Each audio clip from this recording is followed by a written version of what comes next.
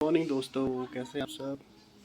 Welcome to my new blog. और आज हम रेडी हो चुके हैं और अभी जाना है हमने चुना खान। आज ट्रेनिंग है थोड़ा सा, मतलब टाइगर गंडा की। तो आपको दिखाता हूँ ट्रेनिंग का थोड़ा सा, किस प्रकार से ट्रेनिंग होती है, क्या क्या क्या हमें प्रोसीजर्स फॉलो करने पड़ते हैं, तो आपको दिखाता हूँ। और रेडी हो चुके हैं, बस अभी आधे घंटे में निकलते हैं यहाँ से, नाश्ता वास्ता करते हैं। ठीक है दोस्तों, बने रहिए मेरे साथ।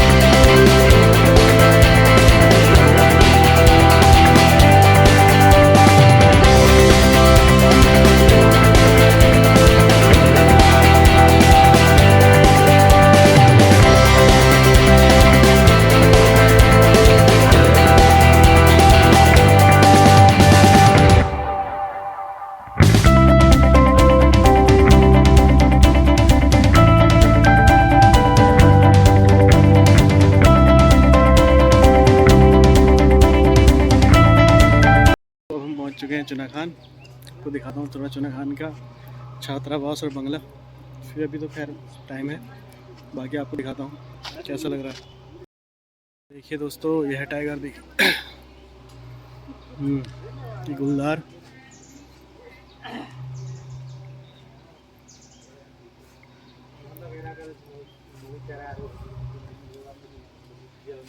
ये एलिफेंट,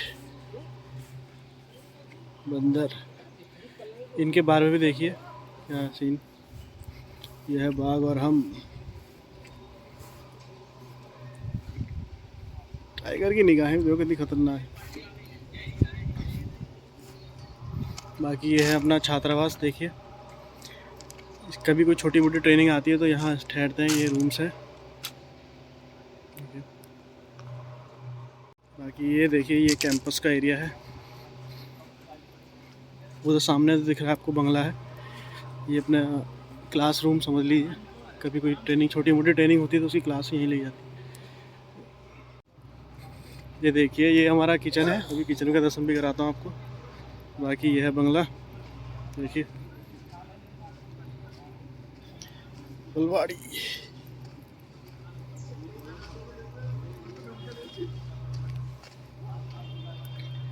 यह है बंगला, देखिए रेस्ट हाउस फॉरेस्ट का। यहाँ अधिकारी अगर रहते हैं, मतलब कभी कोई आता है तो आप लोग भी रह सकते हैं, बुकिंग हो जाती है इसकी। बाकी है कि देखिए कितना ज़बरदस्त कैंपस है ये। बाकी बने रहिए दोस्तों मेरे साथ, बाकी आगे दिखाता हूँ आपको थोड़ा ट्रेनिंग का रूट।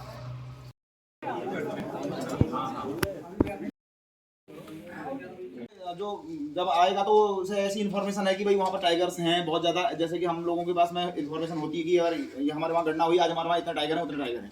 तो ऐसी ही सूचना उसको भी मिली और वो विजिट करने के लिए गया, ये सोच करके मुझे टाइगर देखेगा। उसे एक भी टाइगर नहीं दिखा। तो वो उसके बाद काफी दिन रुक गया कि नहीं, अब मैं टाइगर देखूंगा, देखता हूँ कब तक होता है और कब तक दिखेगा। तो कई दिन रहा, उसे बिल्कुल नहीं दिखा। लास्ट में उसने वापस आते समय पीएमओ को रिपोर्ट कर दिया, प्रधानमंत्री कार्यालय को, कि भाई मैं इतने दिन यहाँ विजिट पर रहा और मुझे कोई टाइगर नहीं दिखा। तो मुझे ऐसा लगता है कि यहाँ टाइगर है ही नहीं, और जो भी इंफॉर्मेशन आ रही है वो सब झूठी है। उस पर जांच कराई गई तो देखा तो वास्तव में कुछ नहीं था, सारा डेटा फर्जी तरीके से आ रहा था। तो तब उसमें 2004 में मनमोहन सिंह प्रधानमंत्री थे, तो वो इसके अध्यक्ष बनाए गए और उन्होंने क्या करा, एक कमेटी बनाई और जो वाइल्ड लाइफ प्रोटेक्शन एक्ट है 1972 वाला, उसमें एक संशोधन किया और उसको संशोधन करके उसमें 2 अध्याय जोड़े गए। एक नेशनल टाइगर कंजर्वेशन अथॉरिटी का गठन किया गया, राष्ट्रीय बाघ प्राधिकरण जो है वो, और एक wild life crime control bureau, क्योंकि उस समय शिकार, पोचिंग और दुनिया भर के ट्रेड बहुत सारे होते थे, उसको भी रोकना था कि जो विदेशों में के साथ में इंटरनेशनल ट्रेड हो रहा है उसे भी रोका जाए। और यहाँ पर अब टाइगर्स के नंबर को ठीक ठाक करने के लिए जो कैसे पॉलिसीज बनेंगी, क्या क्या हमें नियम बनाने पड़ेंगे और क्या प्रयास करना चाहिए, उसके लिए नेशनल टाइगर कंजर्वेशन अथॉरिटी का गठन किया गया। ये दोनों वाइल्ड लाइफ प्रोटेक्शन एक्ट में जोड़े गए। जब आप देखेंगे 2006 में वाइल्ड लाइफ प्रोटेक्शन एक्ट का जो अमेंडमेंट है वो इसी चीज को लेकर के था, तो उसमें वो चीजें 2 अध्याय जोड़े गए हैं। ठीक है, तो ये दोनों चीजें कर ली। और उस समय जो टाइगर्स के नंबर थे इंडिया के अंदर वो 1000 से नीचे नीचे आ गए थे, तो बहुत ही क्रिटिकल कंडीशन हो गई थी कि ये इसका जो है स्थिति बहुत खराब रहेगी।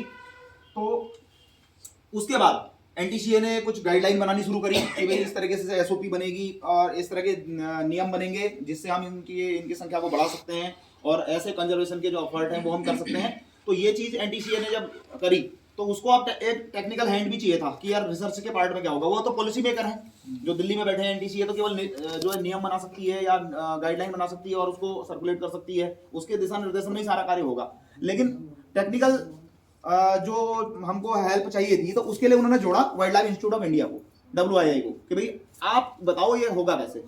तो इन्होंने ये प्रोटोकॉल पूरा डिजाइन किया ऑल इंडिया टाइगर एस्टिमेशन का, और पहली बार 2006 में ये शुरू हुआ, जिसकी रिपोर्ट 7 में पब्लिश हुई और संख्या बढ़ के पहुंची 1411।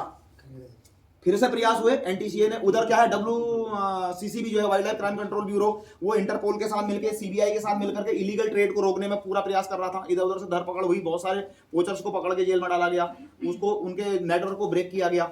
इधर एनटीसीए ने नई नई एसओपीज और नए नए गाइडलाइंस जारी करी कि क्या किया जा सकता है। उधर फील्ड में सर्वे करी wild life institute of India ने, और तीनों ने मिल करके जो है कार्य किया। उसके बाद हर 4 साल में ये एस्टिमेशन का जो प्रोटोकॉल था वो इंप्लीमेंट किया गया। तो 2017 में जो 14 में दोबारा हुई, पहले 10 में हुई, तो 10 में कितनी 1706 पहुंच गए, संख्या बढ़ी। फिर 14 में हुई तो 2226, फिर 2967, और अब ये 5वां चल रहा है इस समय। तो हर 4 साल में एक बार होती है और ये संख्या अभी इस समय जो है 3000 के आसपास तक पहुंची है। और जब ये वाली अभी इसका जो रिपोर्ट आएगी तो ये करीब 4000 पार कर जाएगा। तो आप देखिए कि 15 साल के अंदर सबने अपने अपने तरीके से इसको प्रयास करके और इसके नंबर्स को कहां से कहां पहुंचाया है, और उसका ही ये इतना बड़ा असर पड़ता है कि आप जो कंजर्वेशन के कार्य होते हैं हमारे जंगल के अंदर में, वो सब इसके ऊपर ही डिपेंड होते हैं। जो भी टाइगर रिजर्व हैं उनमें फंडिंग जो है वो एनटीसीए की तरफ से आती है, भारत सरकार की तरफ से, स्टेट गवर्नमेंट भी देती है उसमें, तो इनकी तरफ से भी होता है। तो ये सब चीजें इसी के बेसिस पर होती हैं। तो ये इस समय भी जो प्लान चल रहा है वो यही है कि ऑल इंडिया टाइगर एस्टिमेशन 2022। अब इसमें 4 फेज होते हैं। पहला है फेज 1 जो अब हो रहा है हमारा, ये जिसे आपने करना है, इसको बोलते हैं प्राइमरी साइंस सर्वे। फेज 1 में प्रथम चरण में प्राइमरी साइंस सर्वे होती है। आप अपने जंगल के अंदर में जा करके ऐसे चिन्हों का सैंपल लेंगे, टाइगर और उसके सह प्रजातियां और जो मेगा हर्बीवोर्स हैं उनके सैंपल लेकर के अपने उसे रिकॉर्ड करना है इकोलॉजिकल ऐप में। तो ये है आपका फेज 1। फिर क्या होगा, दूसरा फेज 2 शुरू होगा। फेज 2 में जो है रिमोट सेंसिंग से सर्वे होती है, ऊपर सैटेलाइट से वाइल्ड लाइफ इंस्टीट्यूट के जो साइंटिस्ट हैं वो आपके डेटा को वेरीफाई करते हैं और जो स्पेटियल डेटा होता है उसको भी रिकॉर्ड करते हैं। तो ये फेज 2 है, ये हमारा नहीं है, ये केवल रिसर्चर करेंगे। फिर होता है फेज 3। फेज 3 में कैमरा ट्रैप, यानी कि जो आपने प्राइमरी साइंस सर्वे किया और उसमें जहां जहां पर भी टाइगर के मिलने की प्रेजेंस हुई तो उन जगहों पर ग्रिड बना करके 2 स्क्वायर किलोमीटर का जो ग्रिड होता है उसमें एक कैमरा पेयर लगा देते हैं। इसको हम कर रहे हैं इस समय, जो हमारा अंतिम चरण में चल रहा है। और अभी इसको हमने 2 ब्लॉक में किया। एक ब्लॉक में बेलपड़ा और बन्नाखड़ा रेंज है, जहां पर हमने कैमरा डिप्लॉय कर दिया था। 2 से स्टार्ट हुआ है, 2 फरवरी से, और अभी वो 7 को खत्म हो जाएगा। फिर उसके बाद ये दूसरे ब्लॉक में शिफ्ट होगा फांटो, आमपोखरा और पतरामपुर। तो हम वहां 9, 10, 11 में लगाना शुरू करेंगे और ये अप्रैल तक चलेगा। तो ये जो फेज 3 है ये वाला हमारा इस समय प्रोसेस में चल रहा है। और चौथा होता है फेज 4। ये डेटा एनालिसिस है। आप प्राइमरी साइंस सर्वे को उठाएंगे, वहां से आप जो है उस डेटा को उठाएंगे, रिमोट सेंसिंग वाले डेटा को उठाएंगे और फेज 3 के डेटा को उठाएंगे और सबको एनालिसिस करके तब उसकी रिपोर्ट पब्लिश होती है। और कितने टाइगर्स के नंबर आए वो पूरी जो है रिपोर्ट भारत के प्रधानमंत्री ही जारी करते हैं और एनटीसीए की तरफ से जारी होती है। तो हम इसी काम को हमें करना है और किस तरीके से ये प्रोसीजर होगा वो आगे डिटेल में आएगा। अब जब ये प्रोटोकॉल चल रहा था तो उसमें बहुत सारे कॉलम थे कि भाई हमें, जैसे प्रपत्र हैं, हमने देखा कि पहला प्रपत्र जो होता है आपका वो टाइगर के और उसके सह प्रजातियों के लिए, मांस पक्षियों के लिए होता है, स्पेशली कार्निवोर साइंस सर्वे। दूसरा वाला जो होता है वो प्रे के लिए होता है, एंगुलेट्स के लिए होता है, चौपाई जानवर जो शाकाहारी जानवर हैं जो बाघ का आहार है। और तीसरा वनस्पतिक सर्वेक्षण होता है, और चौथा जो है पैलेट काउंटिंग, और पांचवा वल्चर वाला होता है। तो जैसे ही वो वल्चर वाला मालूम पड़ा तो डीएफओ साहब ने बोला कि भाई ऐसा करो, आप वल्चर काउंट करवाओ कि हमारे वहाँ ये क्या सिचुएशन चल रही है वल्चर की भी, और वो इस फॉर्म में भी है। तो लेकिन प्रॉब्लम क्या है कि हमने अभी फेज 1 ही नहीं किया। तो जब फेज 1 में हमने ये प्रपत्र 1 2 3 4 भरे नहीं, तो हम 5 में डायरेक्ट कैसे भरेंगे उस चीज को। तो हमने उस चीज को अभी अवॉइड किया। हमने कहा सर आप ऐसा कर लीजिए, आप इसको अलग से करा लीजिए, क्योंकि कॉर्बेट फाउंडेशन रामनगर में एक है संस्था, जो आप जानते होंगे बहुत सारे लोग जब कोई जानवर को, गाँव के जानवर को कोई टाइगर या लेपर्ड मार देता है तो वो लोग मुआवजा देते हैं, ठीक है, WWF के सहयोग से देते हैं, और कॉर्बेट फाउंडेशन उसमें नोडल एजेंसी है और वो इस जो मुआवजे की रकम है वो देती है। तो उन्होंने ही कहा कि हम इसमें हेल्प करेंगे। तो वो साहब से मिले और उन्होंने ये कहा कि हम आपके साथ हेल्प करते हैं, और आप इसको लग करके पूरे तराई वेस्ट के अंदर में जितने भी आपके वल्चर्स हैं, गिद्ध हैं, उनकी गणना कर देंगे। तो तब ये प्रोटोकॉल में डीओ साहब ने थोड़ा सा करेक्शन किया, और कि भाई आप वल्चर काउंट पहले कर लो, डेटा हम बाद में अपलोड कर देंगे उस पर। तो ये दोनों जगह काम आ जाएगा, उनके लिए भी हो जाएगा और हम इसको एमस्ट्राइक में भी चढ़ा लेंगे बाद में, इकोलॉजिकल ऐप में। तो ये स्टार्टिंग है। आपने कल है वो डेट जो आपने लेटर पढ़ी होगी, एक फॉर्मेट आया है, उसमें आपको दिशा निर्देश दिए गए हैं, प्लस एक फॉर्म दिया गया है, और उसमें लेटर भी जारी हुई है, वो सब लोगों ने पढ़ी दी होगी, और नहीं होगी तो यहाँ भी दिखाऊंगा। तो अपनी अपनी बीट में सबने वल्चर्स काउंट करने हैं। टाइमिंग ज्यादातर मान के चलो 10 बजे से लेकर के 2 बजे के बीच में अपनी बीट के अंदर घूमना है, और दूर से दिख जाएगा। कहीं पर जहां पर नेस्टिंग है, कहीं घोंसले हैं, ये पेड़ पर रहता है, वहां मालूम पड़ जाएगा। कहीं जमीन पर अगर मान लो कोई जानवर मरा हुआ है तो वहां पर फीड कर रहा हो, वहां मिल सकता है, या उड़ते हुए में तो बहुत दूर से दिख जाएगा। ये 3 ही तरीके होते हैं जिससे इसको आप देख सकते हैं और पहचान सकते हैं। अब पहचानने के भी कुछ तरीके हैं, कुछ स्पीसीज हैं यहाँ पर वल्चर की। तो पहले इस पर बात कर लेते हैं, फिर हम आएंगे मेन अपने एमस्ट्राइक ऐप पर। 23 प्रजातियां हैं, जिसमें से 9 इंडिया में मिलती हैं। दुनिया में 23 हैं, इंडिया में 9 मिलती हैं, और उत्तराखंड में उसमें से 8 मिलती हैं। तो 8 प्रजातियां यहाँ पर उत्तराखंड के अंदर में भी हैं। Vultures are found every continent. सारे महाद्वीपों में वल्चर मिलता है, केवल अंटार्कटिका में और ऑस्ट्रेलिया में नहीं मिलता। अंटार्कटिका में तो जीवन ही नहीं है, पर ऑस्ट्रेलिया में भी नहीं मिलता। बाकी इसके अलावा पूरी दुनिया में ये मिलते हैं, ठीक है। Vultures are scavenger. स्कैवेंजर लिखा है, टर्मिनोलॉजी भी जरूरी होनी चाहिए ना, कि जो क्या बोलते हैं इन सारी चीजों को, कि क्या टर्म यूज करते हैं हम। तो स्कैवेंजर उसको बोलते हैं जो केवल मरे हुए जानवरों को खाते हैं, ठीक है। इसके देखो, they don't Hunt for their food. ये शिकार नहीं करते। जैसे आपने देखा होगा चील, बाज, ये जो होते हैं दूसरे कबूतर को मार के खा लेते हैं, या सांप उठा लिया, मछली भी मार के खा लेता है। तो ये लेकिन ऐसा नहीं करेगा, ये मरे हुए जानवर को ही खाएगा। भले ही वो मांसाहारी है, लेकिन अपना शिकार खुद नहीं करता, मरे हुए जानवर को ही खाता है। तो ये एक तरह से इकोलॉजिकल इंपॉर्टेंस है इसकी, और ये हमारे एनवायरनमेंट को साफ करने का काम करता है। अब इन पर कहर ये बरपा कि इनकी 99% आबादी जो थी, 99% जो आबादी थी वो खत्म हो गई भारत से, और जिप्स प्रजाति की, और एक और है जिसमें 97% खत्म हो गए। आपने देखा होगा पहले कितने उड़ते रहते थे, सब खत्म। तो ये हालत है। ये 97% डिक्लाइन स्लेंडर बिल्ड वल्चर और लॉन्ग बिल्ड वल्चर, ये 2 प्रजातियां हैं जो 97% तक खत्म हो गई। और ये व्हाइट बैक्ड वल्चर या व्हाइट राउंड वल्चर कहते हैं इसको, ये 99.9%, ये कुछ भी नहीं बचा, 100% ही खत्म है, ठीक है। ये जिप्स स्पीसीज है, तो ये दोनों ही खत्म हो गई। कारण डेक्लोफेनेक, यही एक दवा है, पेन किलर है। अब इसकी स्टोरी भी इतनी बुरी रही है कि ये सब घटनाएं, जैसे ना आपको बताऊं कि वो सागवान वाला, आपको कहानी पता है, ये जो सागवान लगी है, अब दुष्परिणाम आज पता चल रहे हैं ना उसके। उस समय लगाते समय लगा दिया, तो आज पता चला उसके नीचे तो कुछ हो ही नहीं रहा है, और उसने दूसरी स्पीसीज को भी जो है प्रॉब्लम में डाल दिया, ये कर दिया, वो कर दिया। ये समस्याएं जो आ गई हैं, सेम कहानी इसके साथ भी हुई है। तो डाइक्लोफेनिक उस समय तो पता था ही नहीं कि क्या हो रहा है क्या नहीं हो रहा है। अब स्टोरी शुरू होती है कहां से? जानवरों के दूध के लिए, ठीक है। गाय भैंसों से ज्यादा दूध लेने के लिए उनको हार्मोन का इंजेक्शन लगाया गया था, जिसका नाम था ऑक्सीटोसिन, ठीक है। वो क्या कहता है, दूध को रिलीज कर देता है, भैंस रोकेगी नहीं, और इसका इस्तेमाल बहुत ज्यादा होने लगा। लगाते ही हैं बहुत सारे लोग, अभी भी लगा रहे हैं। तो वो ऑक्सीटोसिन हार्मोन लगाया, लेकिन उसमें प्रॉब्लम क्या थी कि जब आप लंबे समय तक ऑक्सीटोसिन का यूज करेंगे तो फिर उसको बॉडी में दर्द होने लगता है, जानवर को बहुत ज्यादा, मतलब असहनीय दर्द होता है। इंसान को भी ऑक्सीटोसिन लगाओगे तो भी ये दिक्कत आएगी लंबे टाइम तक यूज करने के लिए। अब वो क्या है, कुछ टाइम तक दूध तो मिलता है, लेकिन बाद में ये प्रॉब्लम आने लगती है। तो फिर क्या किया, ये पेन किलर यूज किया उसके लिए, उस ऑक्सीटोसिन के दर्द को खत्म करने के लिए। तो ये डाइक्लोफेनेक का इस्तेमाल, ये बनती थी और सस्ती मिलती है। आपने देखी है डाइक्लोफेनेक? कितने लोगों ने डाइक्लोफेनेक देखी है? कितने लोगों ने देखी है?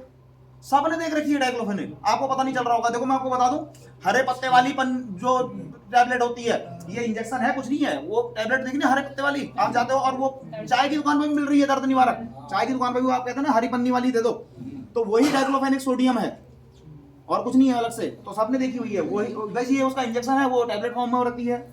तो ये इसका इस्तेमाल किया गया और ये इतनी घातक हुई, और जब तक पता चलता कि ये इसकी वजह से ये प्रॉब्लम हो रही है करके, तब तक सब निपट चुके थे, ये सारे के सारे गिद्ध। तो ये बहुत खतरनाक है, ठीक है। Non steroidal anti inflammatory drug, यानी कि पेन किलर है, इसको शॉर्ट फॉर्म में आप समझ लीजिए कि जो है, तो मवेशी से संबंधित किसी भी बीमारी में सामान्य दर्द निरोधक की तरह से इस्तेमाल करते हैं, यानी कि नॉर्मल पेन किलर सबसे सस्ती है और इसको इस्तेमाल इसीलिए करते हैं। मवेशियों में डाइक्लोफेनेक का प्रयोग अवैधानिक सरकार ने घोषित कर दिया 2006 और 2008 में, ठीक है। भारतीय उपमहाद्वीप में डाइक्लोफेनेक का प्रयोग बहुत ज्यादा होता है, इधर लोगों ने कम यूज किया डाइक्लोफेनेक का, क्योंकि हमारे इधर की जो गाय भैंसें होती है वो जंगल में जाती है चरने के लिए, और वैसे भी वो 2 किलो 4 किलो दूध ही देती हैं, लेकिन वो जो 40-40 किलो तक दूध देने वाली गाय भैंसें होती हैं दूसरी नस्ल की ना, तो उनको ये ज्यादा लगाए गए थे पैसा कमाने के लिए, और उसके बाद उसका साइड इफेक्ट ही आया। तो जानवरों के लिए जो डाइक्लोफेनेक का उत्पादन है वो 11 मई 2006 से प्रतिबंधित कर दिया गया कि भाई आप इसको नहीं बेचेंगे प्रोडक्शन। और उसके बाद जानवरों के लिए डाइक्लोफेनेक का जो उत्पादन है, बिक्री और वितरण का और प्रयोग कुछ नहीं, ना तो आप बनाओगे, ना बेचोगे, ना यूज करोगे। ये 4 जुलाई 2008 से पूरी तरह से बैन कर दिया गया। इंसानों के लिए उत्पादन अभी तक प्रतिबंधित नहीं है, तो लोग होशियार बन गए, उन्होंने इंसान वाली डोज जानवर में लगानी शुरू कर दी। जानवर की दवाइयों में और इंसान की दवाइयों में कोई फर्क नहीं होता, केवल डोज का फर्क होता है, ठीक है। जो इंसान वाली दवाई होती है वही जानवर वाली होती है, जानवर वाली दवाई इंसान वाली, वो भी आदमी भी खा सकता है, ठीक है। 32 खा लिया करो, कभी कभी खाते हो तो, देखा किसी लोगों ने, तो वो हाँ बढ़िया रहता हो। तो ये केवल डोज का फर्क होता है। तो अब इंसान वाली दवाइयों को डबल डोज में ये लोग यहाँ लगाने लगे, तो इससे भी ये गिद्ध जो है प्रभावित हो रहे हैं। अब ये तो 97% और 99% खत्म हो गए, तो बचे कहां से बचे? वो बचे ये जो इस समय जो गिद्ध आपको दिख रहे हैं थोड़े बहुत, और जो इनके नंबर बढ़ रहे हैं, उसके पीछे केवल वन विभाग ही उत्तरदायी है इनकी संख्या को बढ़ाने के लिए। क्यों? पार्क एरिया में जो थे, जो रिजर्व फॉरेस्ट के अंदर थे, तो वहां तो मृत मवेशी जो था वो तो जंगली था ना, वो तो किसी पालतू पशु को नहीं खा रहा था, तो वो बच गए। तो ये जो अभी बचे पड़े हैं वो सिर्फ हम लोगों की वजह से बचे पड़े हैं। जो आबादी वाले थे जिन्होंने भी गाय भैंस खाई वो गए, ये केवल वो बचे हैं जिन्होंने चीजल सांभर मरे हुए खाए, पार्क एरिया वाले। तो उसी से ये नंबर बढ़ रहे हैं। कितने दिन तक रहता है? टिश्यूज में 6 दिन तक, और जो बॉडी ऑर्गन होता है उसमें बहुत लंबे टाइम तक पड़ा रहता है ये मरे हुए जानवर पे। जब तक वो डिकम्पोज नहीं होगा उसकी बॉडी में पड़ा ही रहेगा, जैसे ही वो खाएगा खत्म। तो बीमार जानवरों में डाइक्लोफेनेक के उपयोग के उपरांत जो है सामान्यतः ये मरी जाते हैं। ये ऐसी कंडीशन में भी अगर जानवर मरा हुआ मिल रहा तब भी इसके टिश्यूज के अंदर ये जो मांस वगैरह होगा उसमें डाइक्लोफेनेक मिलेगा। जिप्स प्रजाति के लिए सबसे ज्यादा घातक है। 3 प्रजातियां मैंने जो बोली थी वो व्हाइट रम्ड बल्चर, लॉन्ग बिल्ड और स्लेंडर बिल्ड, ये जिप्स स्पीसीज हैं, और इनको खाने के लिए 2-3 दिन के अंदर में ये सारे गिद्ध मर जाते हैं। क्या है? किडनी फेल होती है इसमें गिद्ध की, ठीक है, और सिर झुक जाएगा, कमजोरी के कारण पेड़ पे बैठ नहीं पाता, अल्टीमेटली 2-3 दिन के अंदर मर ही जाता है। सेफ ऑल्टरनेटिव, तो क्या किया गया फिर सरकार ने, क्योंकि इस्तेमाल तो लोग करते ही, चोरी छिपे करते हैं, फिर उसका इलीगल ट्रेड होता, दुनिया भर के ड्रामे होते, तो उन्होंने क्या करा, भाई इसका कोई तरीका निकालो। तो उन्होंने मेलॉक्सिकैम निकाली, ये इंजेक्शन दूसरी, ये भी पेन किलर है लेकिन इसका कोई नुकसान नहीं होता, तो इसका इस्तेमाल उसको सस्ता किया गया ताकि हर आदमी, उसको बंद किया गया, इसको सस्ता किया गया ताकि लोग इसे इस्तेमाल में लें और इसी का यूज करें। तो यही दवा अगर कभी चाहिए हो, पेन किलर यूज करनी हो, ठीक है ना, ये मेलॉक्स वेट करके आती है, वेट मींस वेटनरी, पशुपालन के लिए, तो इसका इस्तेमाल हम कर सकते हैं। अब आते हैं आइडेंटिफिकेशन में। तो हमने, चलो ये तो स्टोरी है कि यार गिद्ध के साथ में क्या घटना घटी थी, हुई थी और कैसे वो विलुप्त हुए। तो अब कुछ कुछ नंबर दिख रहे हैं, तो जब नंबर घटते हैं, मैंने अभी टाइगर वाली स्टोरी दिखाई, बताइए आपको, तो यही था कि जब नंबर घटते हैं तभी पॉलिसीज बनती है। तो पॉलिसी बनी तो अब ये पहले डेटा भी आना चाहिए फील्ड से, तो आप लोग इसको डेटा कलेक्ट करेंगे तो वल्चर का आइडेंटिफिकेशन, ये इनके पंखों का स्पान है कि पंखों का फैलाव देखो, ये एक तो इस तरीके से दिख रहा है, दूसरा ये हॉरिजॉन्टल दिख रहा है, ये किसी में ये मूंछ की तरह है ऐसे, और कौन ऐसे पंखों को नीचे की तरफ को रखता है, तो ये, और ये किस में ये जो है इधर से ये निकल के आती है, देखो ये फिन्स जैसी दिख रही नहीं है, ये तो इनसे भी पहचान हो जाती है। डिस्ट्रीब्यूशन पूरे इंडिया में ये है सारे के सारे 8-9 प्रजातियां हैं, उत्तराखंड के अंदर में 8 मिल जाती हैं इसमें से। पहला पहचानने की कोशिश कीजिएगा, लॉन्ग बिल्ड वल्चर, इसी को इंडियन वल्चर भी कहते हैं, जिप्स इंडिका से इसका नाम, क्रिटिकली एंडेंजर्ड, खत्म ही हो गया ये, ठीक है, बहुत मुश्किल से मिलता अभी है उत्तराखंड जहाँ पे ये लगा हुआ है लेजर, तो यहाँ पर तक मिलता है, उससे ऊपर ऊंचाई में नहीं मिलता, तो हमारे अगल बगल के एरिया में ज्यादा मिलता है। तो लॉन्ग बिल्ड वल्चर, लंबी। दूसरा इसको आप सब पहचान लेंगे, किंग वल्चर है, रेड हेडेड वल्चर भी कहते हैं इसको, लाल सिर होता है इसका, ये तो दूर से दिखेगा।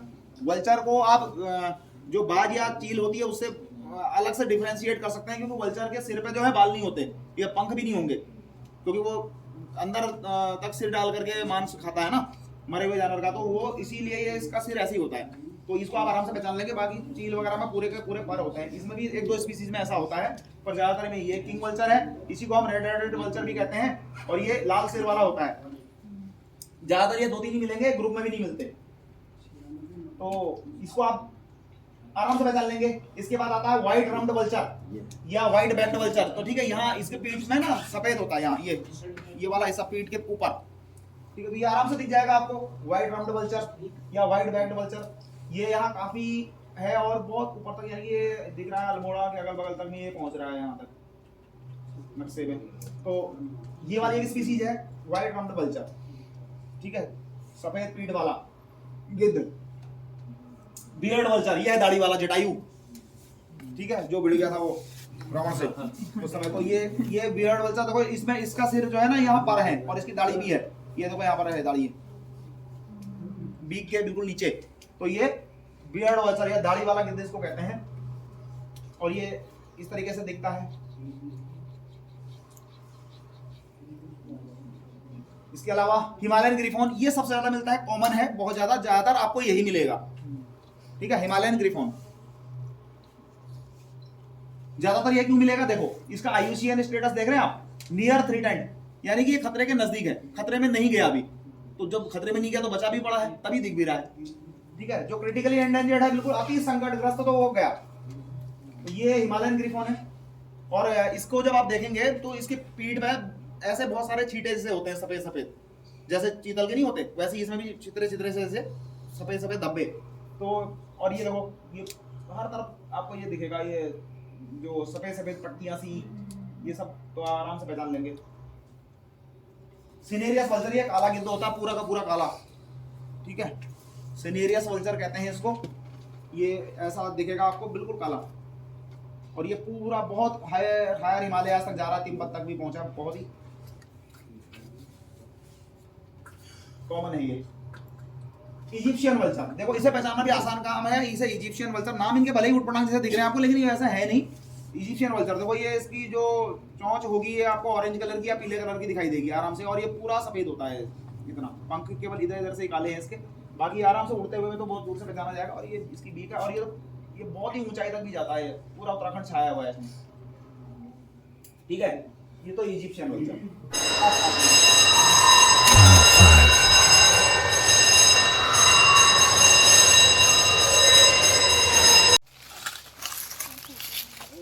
अपना ब्लॉग बना